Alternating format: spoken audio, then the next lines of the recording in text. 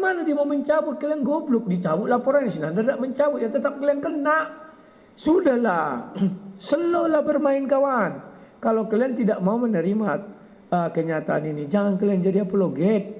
Jadi kalian mimik cucu di rumah ya. Kawan-kawan, sudahlah. Oke. Sekarang kita tonton dulu videonya Sinandar kawan. Saya geram sekali kawan. Sampai mengadu sama Paul Zong. Paul Zong itu hewan juga itu, hati-hati kalian. Dia hanya mencari keuntungan dari kalian. Bila perlu di laganya kalian dan Sinandar. Ya. Lihat ini ucapan Sinandar ya. Sebentar, saya play dulu. Iya. Kalau mau minta nomornya Dialog Payumara, ke saya punya nomornya 2. Nah, lihat. Bahwa Sinandar bilang kalau kalian mau minta nomornya Dialog ke saya punya nomornya 2. Dari situ dia sudah jelas kawan. Dia takut-takuti kalian, terus kalian mengadu-ngadu kepada Paul Zong. Paul Zong memanfaatkan ini. Sudahlah kawan, aduh. Setelah itu apa yang terjadi? Menyembah-nyembah kalian supaya Immanuel dicabut sama Immanuel. Setelah dicabut Immanuel, apa kalian Sinandar bisa dipegang ucapannya? Nandar ini orang yang ucapannya tidak bisa dipegang kawan. Lihat cara dia ketawa-ketawa, mukanya tegang. Loh, kalian lihat itu mukanya tegang lah kawan. Aku mengerti bagaimana cara berkasus. Kalah jadi arang, menang jadi abu. Tidak ada berkasus itu semua dia menang gemilang, gak ada itu kawan. Aku jelaskan kaji-kajinya sama kalian. Untuk undang-undang ITE, alat-alat itu harus diambil semua, dibawa ke Kominfo. Saya dulu sudah pernah. Satu alat itu 5 juta kawan. Berapa puluh alat yang mau diambil untuk dicek itu semua barang itu kawan. Sanggup gak Sinandar membayar? Oh, itu urusan negara nanti dulu. Yang buat barang bukti kan Sinandar. Yang membawa alat bukti kan Sinandar. Pakailah isi kepala kalian, orang turunan. Sedangkan sampai sekarang si HMC saja tak mau mengulurkan tangan sama Sinandar. Ada nggak si HMC membantu Sinandar? Nggak ada. Kalau dia seorang pengusaha 100 juta minimal dari si HMC kawan.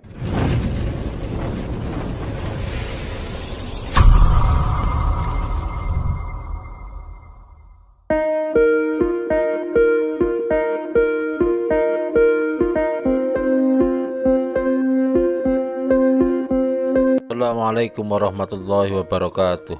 Berjumpa kembali di channel Cendekia Muslim.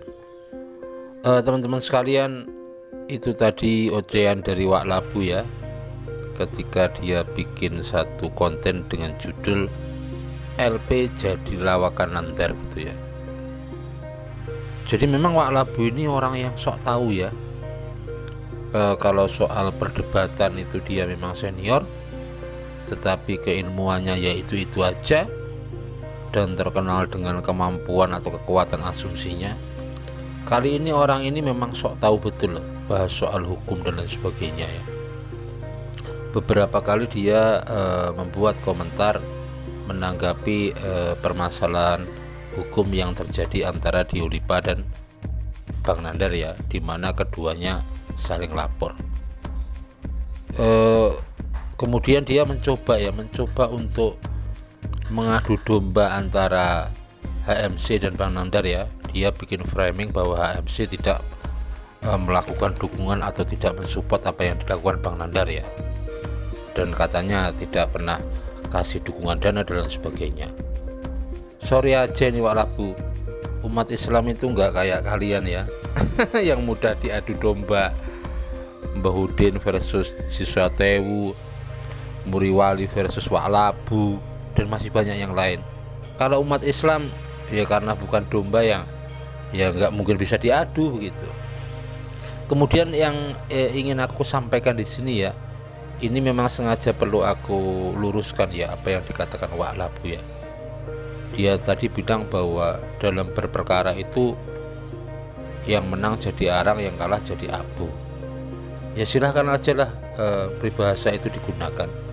Tetapi biasanya itu untuk kasus-kasus perdata itu, kasus perdata yang tentu membutuhkan biaya yang sangat banyak, biaya yang relatif besar. Kalau kasus pidana itu enggak lah, apalagi posisinya sebagai pelapor. Jadi ketika Wak Labu ngajarin netizennya ya. Moga-moga nggak ketularan dungu ya soal kasus ITE ya. Katanya Bang Nandar ini harus menyiapkan modal besar karena barang bukti yang dia bawa itu harus dikoordinasikan dengan Kominfo yang itu memakan biaya besar gitu. Ini sok tahu banget Wak Labu ini ya. Kalau soal Bang Nandar itu membawa bukti video, itu data yang diberikan kepada penyidik, dan karena Bang Nandar itu posisinya pelapor, maka yang akan melakukan digital forensik, melakukan kajian-kajian terhadap barang bukti itu ya penyidik. Tentu biayanya biaya negara.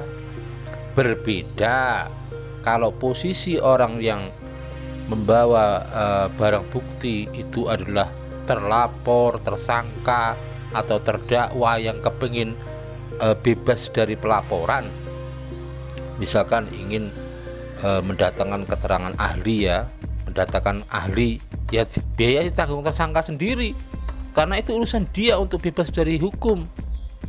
Kemudian misalkan ketika tidak percaya terhadap lab forensik yang dibikin oleh penyidik, tersangka mau membuat satu lab forensik tandingan, itu biaya ditanggung sendiri. Misalkan pemeriksaan tanda tangan, setelah lab fornya dari penyidik itu disampaikan, kemudian tersangka itu keberatan terhadap hasil penyidik, dia boleh berupaya untuk membuat satu lab tandingan, hasil lab forensik tandingan. Demikian juga misalkan dari penyidik mendatangkan ahli untuk memberikan keterangan, tersangka yang ingin membantah keterangan ahli dari penyidik, dia boleh bawa ahli. Jadi intinya kalau posisi pelapor itu tidak ada biayanya. Kalau posisi pelapor tidak ada biayanya, karena itu tanggungan dari penyidik dan dana penyidikan itu ada. Berbeda kalau terlapor, tersangka, terdakwa itu inisiatif pribadi untuk menyelamatkan dirinya. Tentu ketika menghadirkan ahli, ketika meminta keterangan ahli, entah itu ahli forensik, entah itu ahli bahasa, entah itu ahli pidana, itu tentu harus mengeluarkan biaya secara mandiri. Jadi Wak Labu ini dungu banget ya. Katanya Bang Nandar harus tanggung biaya nanti digital forensik barang buktinya. Ya enggak lah, itu disampaikan ke penyidik, ini datanya. Nanti penyidik yang akan melakukan kajian dengan melibatkan tim forensik. Ini perlu aku tanggapi biar para netizennya enggak tambah tersesat begitu loh. Inilah resikonya kalau orang bodoh itu mengajar. Kebodohan itu akan menular, bertambah, melebar dan lain sebagainya. Itu aja yang bisa aku sampaikan, kurang lebihnya mohon maaf. Assalamualaikum warahmatullahi wabarakatuh.